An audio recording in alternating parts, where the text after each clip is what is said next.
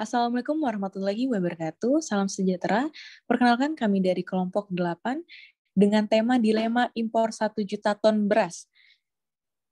Dengan Muhammad Nafta, Sekar Anugrah, Intan Lestari, Rizkia Andita, dan Keanu Gerald. Selanjutnya akan ada latar belakang. Untuk latar belakang sendiri, berita terkini yang kami dapatkan yaitu proyeksi produksi beras pada bulan Januari hingga April tahun 2021 sebesar 14,54 juta ton belum dianggap cukup menurut pemerintah. Untuk memastikan agar stok beras aman, Menteri Perdagangan mengalkulasi masih dibutuhkan lagi 1 juta ton beras dari keran impor. Dan cadangan beras Bulog menurut catatan hanya 500.000 ton. Jumlah itu riskan menurut pemerintah. Agar tidak muncul ulah spekulan yang berpotensi memainkan harga, menurut pemerintah solusinya yaitu hanya impor beras. Tetapi yang menarik di sini yaitu bagi petani, makin sedikit stok beras di Bulog sebenarnya dinilai makin baik.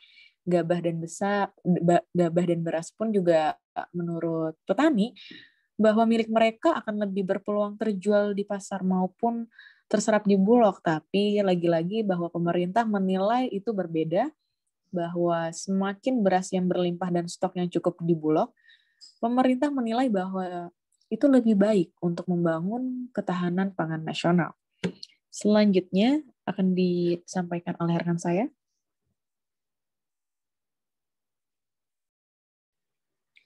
Baik, kita masuk ke permasalahan. Bagaimanakah nasib petani jika stok beras membludak, harga beras akan murah di pasaran? Secara logika, petani akan terus memproduksi beras. Namun jika impor 1 juta ton beras ini dilakukan, maka ketersediaan mungkin akan membludak. Seperti pada rencananya impor beras ini ditunjukkan untuk mencapai iron stock di bulan Juni. Untuk bulan-bulan selanjutnya pastinya akan membludak juga. Maka dampak yang timbul dari membludaknya stok beras ini adalah murahnya harga beras di pasaran. Iron stock itu iron stock kita itu kan 1 sampai 1,5 juta ton. Sekarang CBP itu berada di angka 1 juta. Sampai bulan Mei akan mencapai angka 1,4 juta ton. Jika kita jadi mengimpor 1 juta ton beras, maka CBP yang kita miliki adalah 2,4 juta ton di bulan Mei. Budi Waseso sebagai kepala atau ketua Bulog mengatakan, serapan harian Bulog tahun ini rata-rata sudah mencapai 10.000 ton per hari.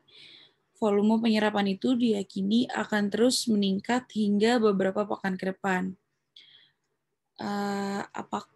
Lalu, apakah perlu kita mengimpor 1 juta ton beras?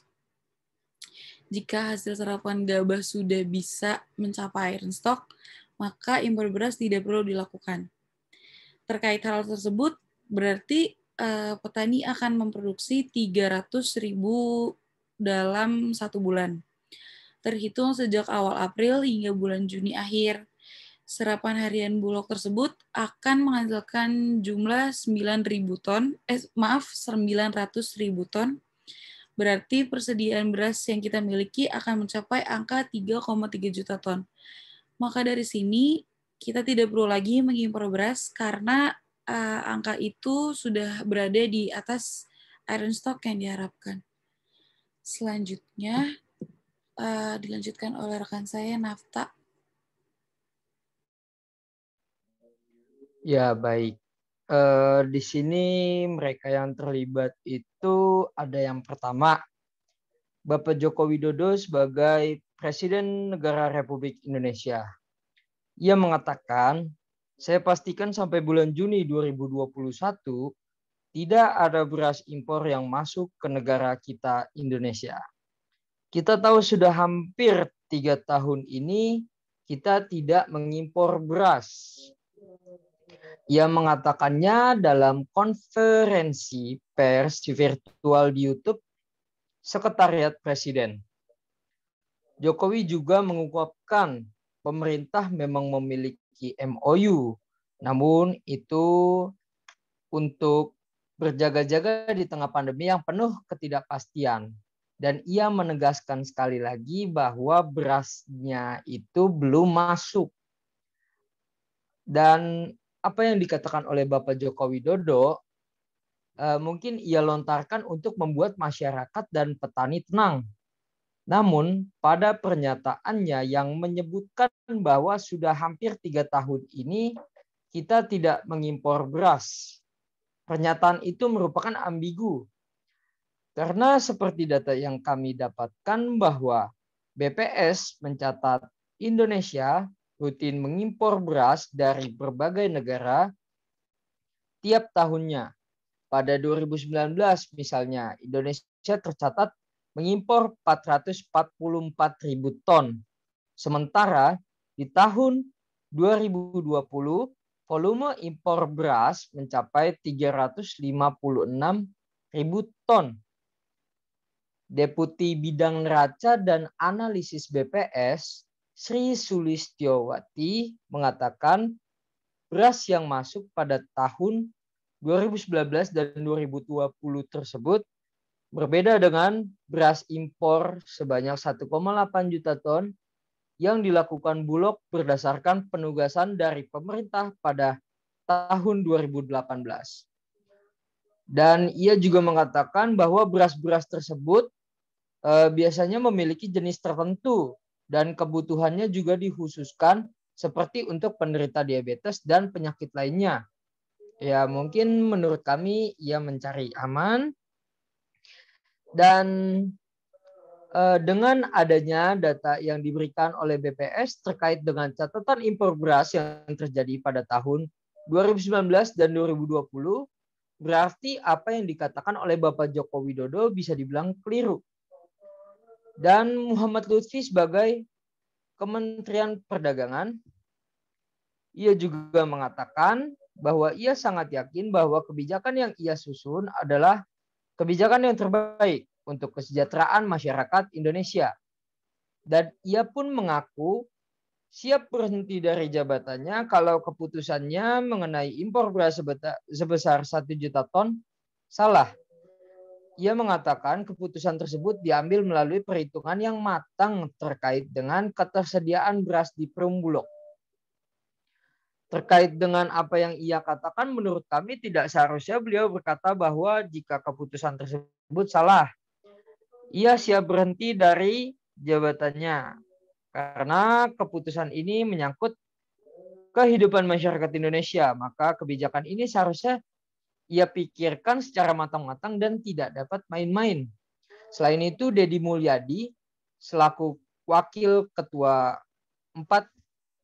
Komisi 4 DPR RI fraksi Golkar pun kontra terhadap hal ini. Ia mengatakan karena kalau beras Rp9.000 masuk sekarang, wassalam petani Pak, pasti jatuh lagi. Jangan sampai sudah harga beras jatuh, harga pupuk naik. Mau dibunuh petani, kata dia. Dan inilah yang membuat kami bahwa kami pun ikut kontra dalam keputusan impor beras 1 juta ton ini. Selanjutnya akan disampaikan oleh rekan saya.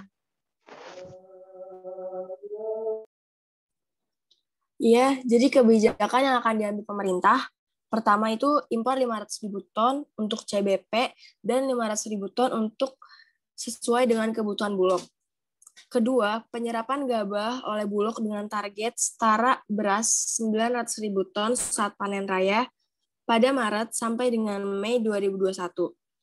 Dan juga 500.000 ton pada Juni sampai dengan September 2021. Dalam bahan paparannya yang telah diambil dalam kutipan CNN Indonesia, Erlangga menjelaskan pemerintah akan melakukan 2 kebijakan demi menjaga ketersediaan beras dalam negeri. Langkah ini diambil terutama setelah adanya program bantuan sosial Bansos beras PPKM dan juga pandemi COVID-19. Selanjutnya akan dibacakan oleh rekan saya.